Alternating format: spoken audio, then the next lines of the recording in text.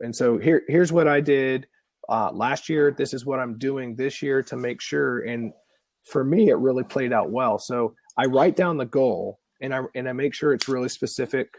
Yeah, and I use SMART acronyms: specific, measurable, attainable, realistic, and then time driven. And I write that out.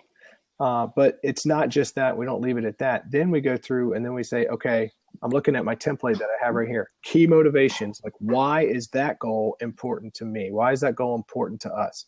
What's the bigger picture here? And that's really, it ties in those values of what it is, because sometimes a goal plays a small role in, in the bigger picture. And then we go through and say, okay, then in order to start achieving this goal, what's the very next step we got to do? And I write that down, and then we go do that step.